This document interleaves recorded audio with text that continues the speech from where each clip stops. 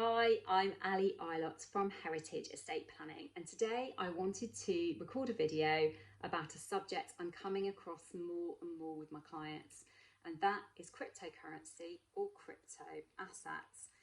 So before you press stop or keep scrolling thinking this is not for you, you might want to think again. The worldwide value is currently at around £2 trillion. More and more ordinary people are investing into cryptocurrency every single day. So if it hasn't yet touched your life, it will do in the future in some way, shape or form.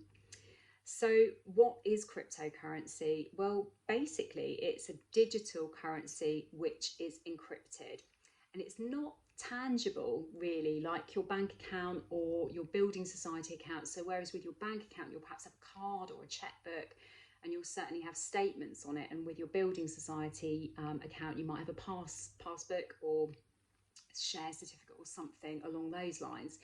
You don't have that because this is a digital form of currency, which is usually held in a digital wallet, and you access it through your private keys, which is basically a very secure password, and that is the only way that you can access it.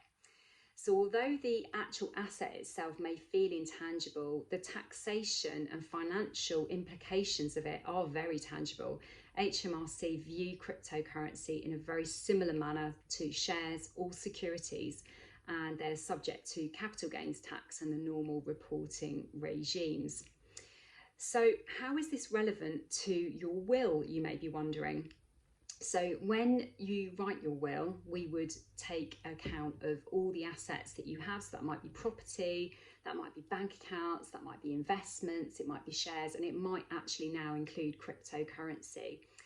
And if it does, we would always be looking to include a digital assets clause in your will, which enables your executors to be able to handle your digital assets should they need to after you die.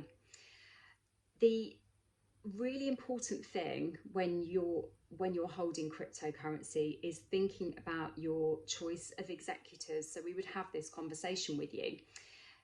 Do the executors that are appointed in your will have any experience with dealing with cryptocurrency? Do they know what it is? Do they know how to access it?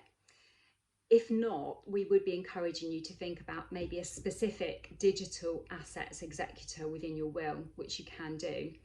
If there's nobody that fits the bill, nobody that you trust enough to do that, then the next best thing would be to prepare a really robust letter of wishes, which can be stored with your will, which gives a step-by-step guide to your executors on accessing those digital assets at the time they're needed.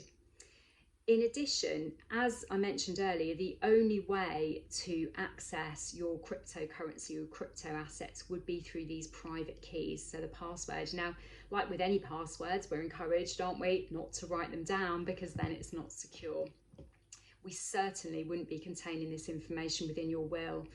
Your will, once probate is applied for by your executors, becomes a public document. So passwords of any description, and particularly these ones, would not be a good idea to contain in the will itself.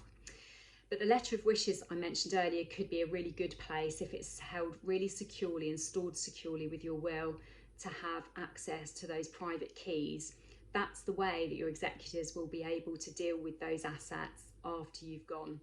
Without the private keys, you won't be able to access them. So that is going to be so important, and a lot of people don't realise that. If you want to know more about cryptocurrency and the impact it will have on what you've got in your will, perhaps you've had a will for a number of years but you now own cryptocurrency and want to know if your will is still valid, perhaps have a look at our blog, which I'll put a link to in the comments. As always, all of our consultation meetings are completely free. We're more than happy to answer any questions you have on this or any other matter. And if you have any comments or feedback, we'd love to hear them as well. So that's it for now, and I'll hopefully see you soon.